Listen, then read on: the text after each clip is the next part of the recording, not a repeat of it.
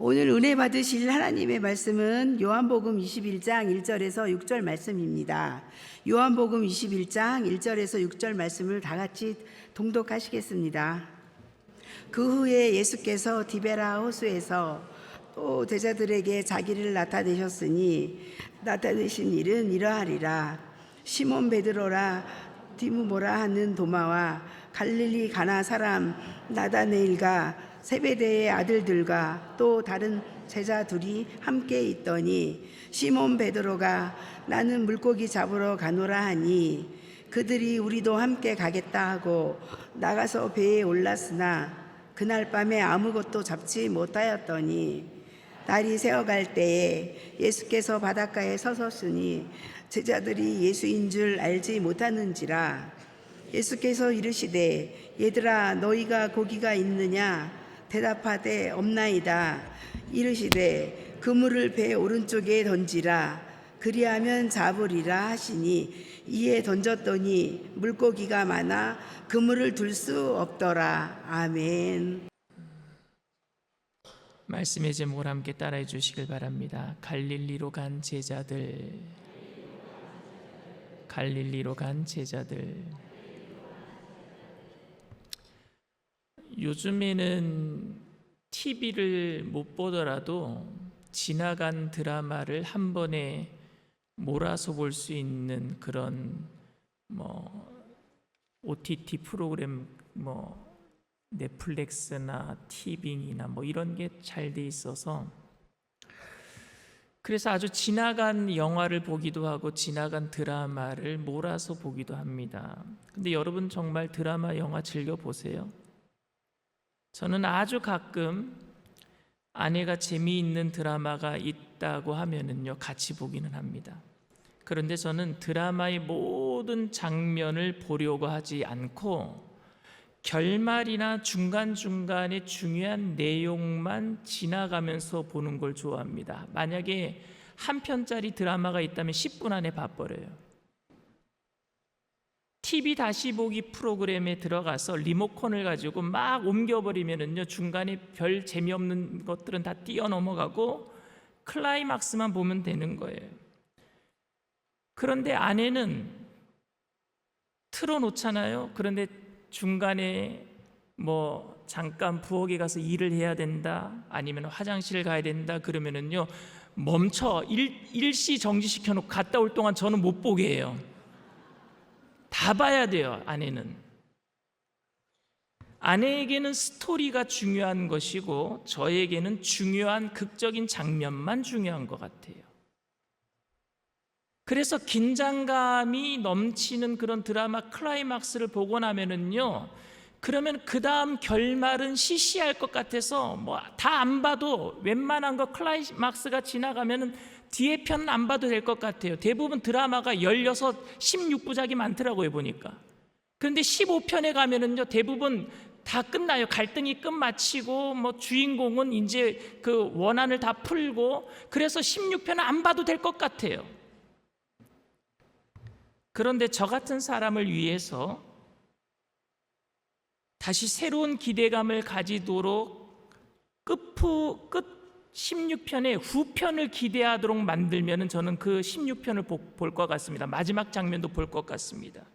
악당이 죽지 않고 사라졌다든지, 다 끝났는데 주인공의 얼굴이 편치 않는다든지, 아니면 주인공이 다음 단계의 어떤 도전을 위해서 뭔가 준비한다든지 한다면은 저는 자연스럽게 그 마지막 장면도 볼 것 같습니다. 근데 대부분 그냥 마지막 장면은요 그 극작가들이 재미있는 드라마 많은 사람들이 보게 되면 괜히 이야기 늘려가지고 드라마 편을 막 늘리는 것처럼 해피엔딩으로 끝날 거 뻔히 아는데 드라마에 그냥 계속해서 질질질질 끌고 가는 이야기처럼 만들기 때문에 제가 안 보려고 하는 거예요. 제가 왜 이 얘기를 드리냐면요 요한복음은 20장에서 다 끝났어요. 사실 저희가 지난주에 20장 이야기를 했거든요. 20장에서 다 끝났는데 오늘 21장이 또 나오는 거예요. 21장이 20장에서 사실 20장 31절에서 책의 마지막 종지부 이 마침표 피오리오드라 그러죠. 그걸 딱 찍어버렸어요. 요한복음 20장 31절 말씀입니다. 오직 이것을 기록함은 너희로 예수께서 하나님의 아들 그리스도이심을 믿게 하려 하며 또 너희로 믿고 그 이름을 힘입어 생명을 얻게 하려 함이니라. 이게 요한복음의 결론이고, 결국에 예수님을 하나님의 아들로 그리스도이심을 믿게 만들었던 장면, 바로 그 전 장면이 뭐냐? 도마가 주님은 나의 주 하나님이십니다라고 고백함으로 인해서 다 끝났단 말입니다. 요한복음 3장 16절 누구든지 예수 그리스도를 믿는 자마다 영생을 얻게 한다는 그 말씀이 이제 요한복음 20장 31절에서 다 이루어졌어요. 가장 확실하게 드러난 구절이 바로 도마가 나의 주 나의 하나님이십니다라고 고백했어요. 요한복음 20장 28절에, 그리고 31절에 그 모든 제자들이 이제 예수님이 하나님의 아들이신 것을 믿고 영생을 얻게 되었습니다라고 도장을 꽝 찍었단 말입니다. 그런데 왜 또 21장이 등장합니까? 그래서 어떤 사람은 21장 내용을 요한이 아닌 다른 사람이 기록했다라고 말하는 사람들도 있습니다. 왜냐하면 요한복음 20장까지 31절까지 모든 내용이 다 정확하게 결말이 났기 때문에 그렇습니다. 그런데 요한복음 21장도 요한이 기록했어요. 근데 그 기록한 의도가 있습니다. 21장은 요한복음의 에필로그로서 매우 중요한 장입니다. 그렇게 영생을 얻은 제자들에게 주어진 사명이 무엇인지를 말하고 있기 때문에 그래요. 그리스도를 주로 믿어 생명을 얻는 일이 그 무엇보다도 중요한 일이지만, 그렇게 생명을 얻은 사람들이, 영생을 얻은 사람들이 어떻게 살아야 하는지 간단히 언급하는 것은 마치 후편을 기대해도 좋을 것 같은 여백을 남겨놓고 있는 거예요. 요한복음을 기록하면서 요한이 의도한 바는 아니지만, 갈릴리에서 주님을 만났던 제자들이 다시 예루살렘으로 돌아가 오순절 성령 강림을 체험하고 교회를 세워가는 사도행전 이야기를 자연스럽게 이어지게 하기 위해서 요한복음 21장이 기록되었던 것 같아요. 요한복음 21장을 보면은요, 주님이 갈릴리의 제자들을 찾아가셔요. 저는 이 본문을 통해서 두 가지를 여러분들과 함께 생각해 보기를 원합니다. 하나는, 제자들이 왜 예루살렘에 있다가 예수님의 부활하신 것을 봤잖아요. 그런데 왜 갈릴리로 갔을까요? 첫 번째. 두 번째, 그렇게 갈릴리로 간 사람들, 제자들이 어떻게 주님께 또 순종할 수 있었을까? 왜 갈릴리로 갔을까요? 제자들이 예수님, 부활하신 예수님을 만났잖아요. 도마도 나의 주 나의 하나님이라고 고백했잖아요. 그런데 그들이 다시 갈릴리로 올라갔단 말입니다. 자기 고향으로 갔어요. 요한복음은 그렇게 예수님이 부활하신 그 충격적인 사건을 체험한 그 제자들이 여전히 혼란스러워하는 것을 이야기하고 있습니다. 여전히 혼란스러워요. 부활하셨지만 그 부활하신 주님이 날마다 제자들과 함께 있었던 것도 아니에요. 그 부활하신 예수님을 만나고 싶다라고 예수님을 찾아가서 어디 가서 예수님을 만날 수 있는 것도 아니었어요. 그냥 예수님이 오시면 만나는 거고 사라지면 못 만나는 거예요. 그러니 그들은 여전히 혼란스러워요. 부활하신 예수님을 만났지만 여전히 혼란스럽습니다. 평생 시각장애인으로 살았던 그 사람이, 예수님이 실로암가에 가서 눈을 씻고 눈을 보게 했었을 때 그는 크나큰 어떤 충격을 받았지만, 현실의 문제, 먹고 살아야 될 문제, 그리고 자기가 예수가 나를 고쳤다라고 한 것 때문에 출교당해서 사람들로부터 천대받아야 되는 그런 문제는 여전히 혼란스럽게 남아 있었고요. 나사로가 살아났잖아요. 그런데 그 살아난 나사로에게는 여전히 어려움이 남아 있었어요. 살아나기는 했지만. 제자들은 주님의 부활하신 몸을 목격했습니다. 주님이 살아나셨어요. 하지만 그래서 주님이 그들과 늘 함께 계신 것은 아니었습니다. 살아나신 그 충격적인 것은 경험했어요. 틀림없지만 현실적인 문제는 아직 해결되지 않았습니다. 제가 성령 받고 나서, 기적을 체험하고 나서, 그래서 제가 늘 성인 군자처럼 살 수 있느냐? 그렇지 못한 것 같아요. 현실의 문제 앞에서 여전히 혼란스러워하고 있는 제 모습을 봅니다. 그렇기 때문에 기적의 그 놀라움은요, 그리 오래 가지도 못하고 삶에 큰 변화를 가져다 주지도 못하는 것 같습니다. 그들은 아직 어떻게 구체적으로 살아야 될지 잘 몰랐습니다. 직업을 포기하고 예루살렘으로 이사를 와야 하는지, 그냥 고향에 남아서 주님을 그리워하면서 살아야 하는지 잘 몰랐습니다. 부활하신 주님이 제자들에게 무엇을 원하는지도 잘 몰랐습니다. 증인으로 살라거나 교회를 세우라고 하는 구체적인 지시를 받기 전이었었고, 오순절 성령 강림 사건을 경험하기 전이었으니까요. 그래서 제자들 중 7명은 갈릴리로 돌아갔어요.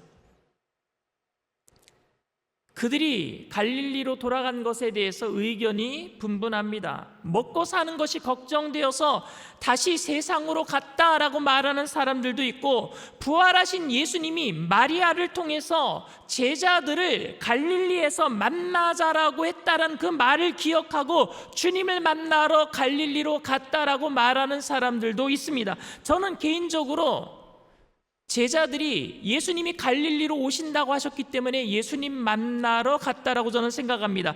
그래도 구체적인 어떤 사명을 확인하기 전이었기 때문에 마냥 예루살렘에 머무를 수 없어서 먹고 사는 문제 때문에 자기 고향으로 고기 잡으러 갔다라고 말해도 할 말은 없을 것 같아요. 그런데 갈릴리로 왔는데 거기에도 예수님은 안 계셨어요. 만날 수 있는 길도 없이 막연히 기다릴 수만 없어서 베드로는 먼저 나는 고기 잡으러 가겠다라고 말을 했고, 그 말을 들은 제자들도 그럼 우리들도 따라가겠다 그러고 고기 잡으러 다 가버렸습니다. 세상의 미련을 버리고 다시 세상의 미련을 버리지 못하고 다시 세상으로 돌아가는 것처럼 보여져요. 여전히 그들의 삶은 혼란스러워요. 어떻게 해야 될지 잘 모르고 있어요. 그들은 고기 잡으러 가면서도 주님이 보고 싶었을 거예요. 부활하신 예수님을 다시 한 번만 만날 수만 있다면 하는 그런 소원이 있었을 겁니다. 너무너무 충격적이라서 전에는 물어보지 못했지만 이번에는 다시 만난다면 정말 물어보고 싶은 것들이 너무 많았을 거예요. 하지만 무엇보다도 그들은 이제 어떻게 살아야 될지는 모르는 거예요. 예수님이 거기에 대해서 어떻게 말씀을 안 해주셨으니까. 예수 그리스도의 죽으심과 부활을 목격하고 무엇을 위해서 살아야 할지 확실해졌다라고 해도 어떻게 살아야 하는 건지 알지는 못했단 말입니다. 그런데 우리도 그렇지 않나요 지금? 우리들도 지금 제자들과 똑같지 않나요? 이제는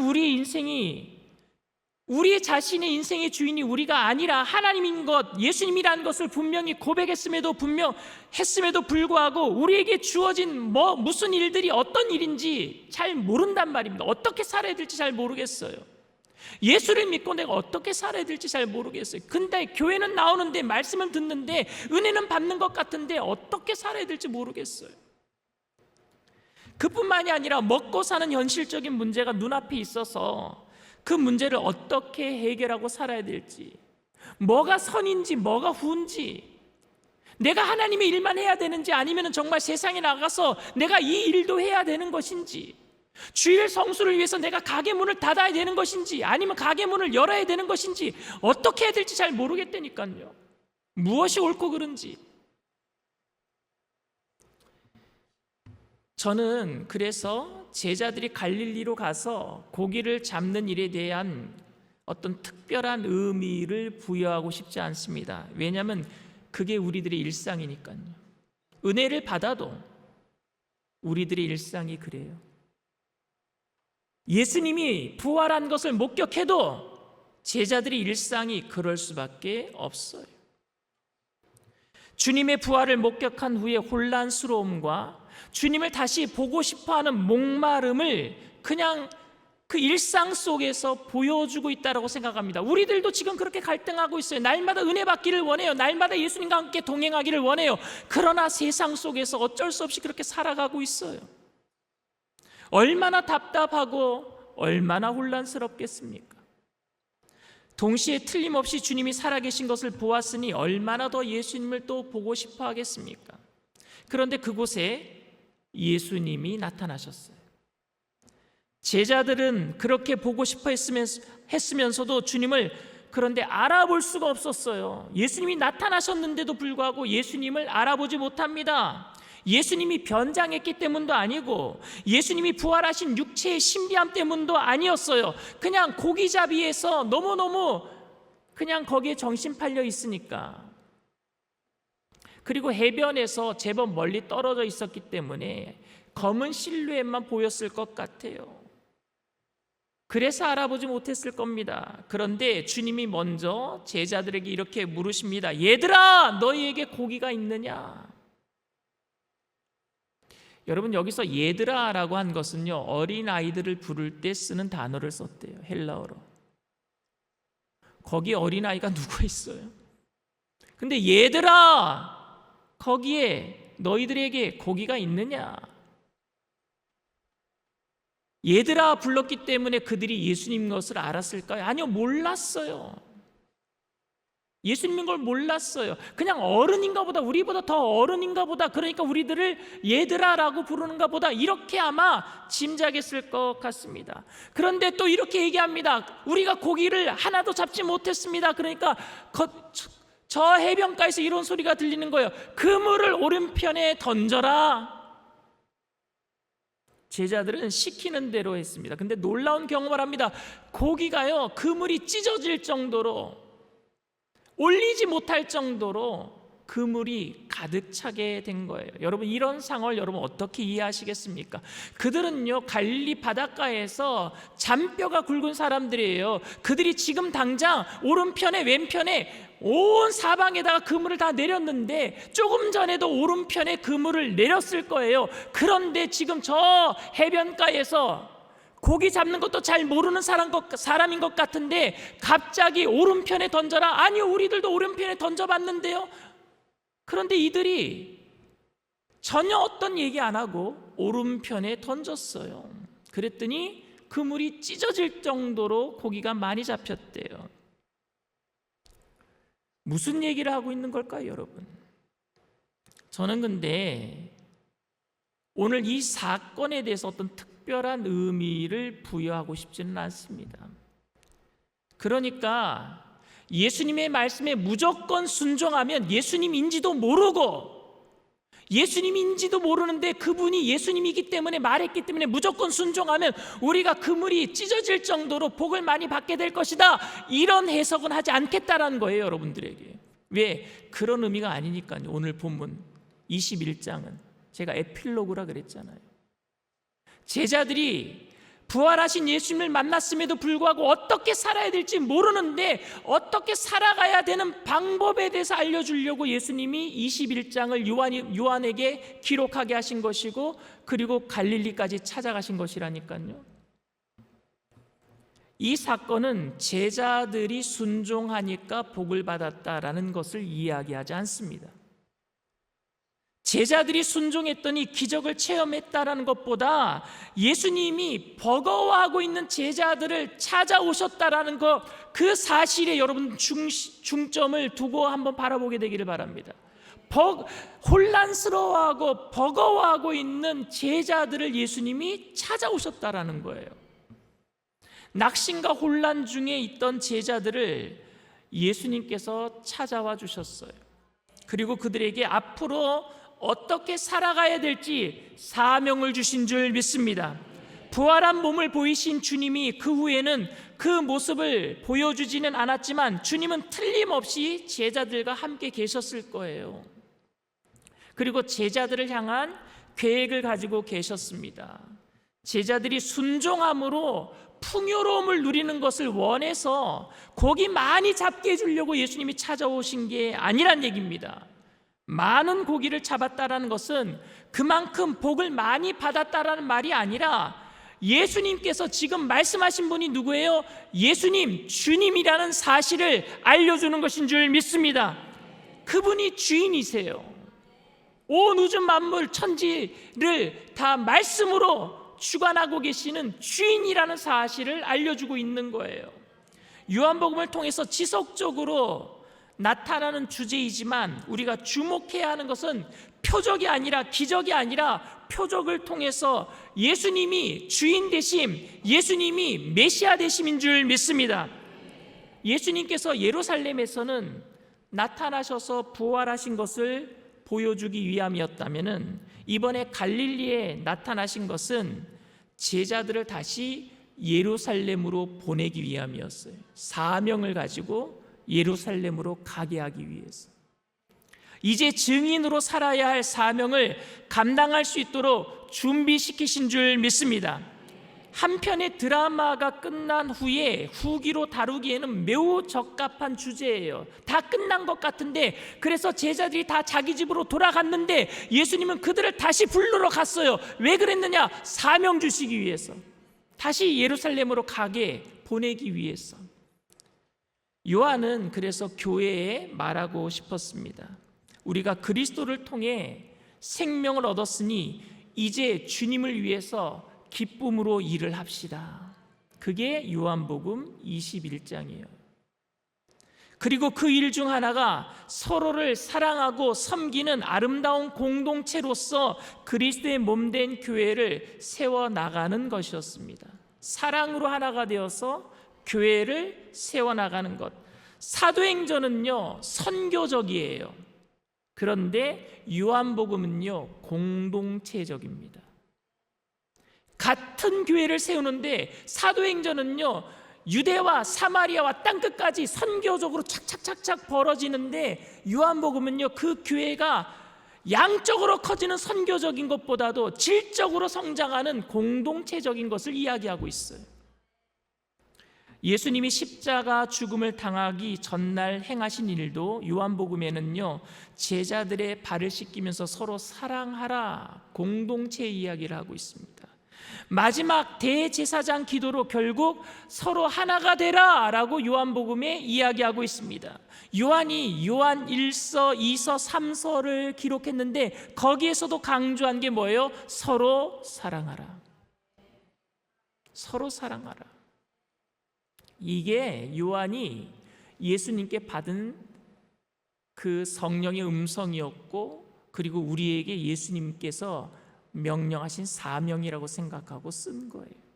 사랑하는 성도 여러분, 조직체가 되고 성장하지만 형제들 안에 분파가 생기고 벽이 생기는 것을 안타깝게 여긴 요한이 당시 교회들이 마지막으로, 그 교회들에게 마지막으로 강조하고 싶었던 것은 교회의 공동체, 사명, 사랑하는 것을 강조하고 싶었어요. 이거 우리 주님께서 우리에게 갈릴리까지 찾아오셔서 우리에게 주신 사명이었다라는 것을 강조하고 싶었어요. 하지만 이 시대가 교회의 공동체적 사명을 소홀히 하고 있다면 우리는 오늘 요한복음 21장을 다시 한번 읽어봐야 할 것 같습니다. 세상이 있으나 세상에 속하지 않은 주님의 제자들이 이 땅에서 믿음을 지키며 살아감에 하나가 된 공동체는 절대적으로 필요한 것이었습니다. 요한복음 20장까지 요한이 기록한 것은 그리스도가 누구이신가, 길이요 진리요 생명 되시는 그분은 왜 이 땅에 오셨는가, 누구든지 그분을 믿기만 하면 영원한 생명을 얻을 수 있는데, 그게 요한복음 20장까지 요한이 기록한 내용이었어요. 그리고 21장에서는 그러니까 우리가 그분을 통해서 영원한 생명을 얻었으니까 이제 사명으로 하나가 되자, 그래서 교회를 세워나가자. 이건 주님이 우리에게 갈릴리까지 찾아오셔서 모든 것이 다 결론이 끝난 것 같은 혼란스러워하고 있는 우리들에게 찾아오셔서 사명을 주신 이야기 아니었는가 상기시키고 있는 것입니다. 저와 여러분 모두도 주님께서 우리를 통해서 영원한 생명을 얻게 하신 그 사명이 하나가 되게 하셔서 교회를 세워나가게 하시는 것인 줄 믿습니다. 그래서 이 사명을 함께 감당하기 위해서 교회 안에서 서로 사랑하고, 그 사랑이 우리의 담장을 넘어서 이웃들을 또 사랑하고 이 나라를 사랑하고, 그래서 모든 사람들을 하나가 되게 만드는 귀한 공동체 사명을 감당하는 우리 일산수목금 영산교회 모든 성도님들이 다 되시기를 주님의 이름으로 축원을 드립니다. 주의 말씀 앞에 선 우리 찬양합니다.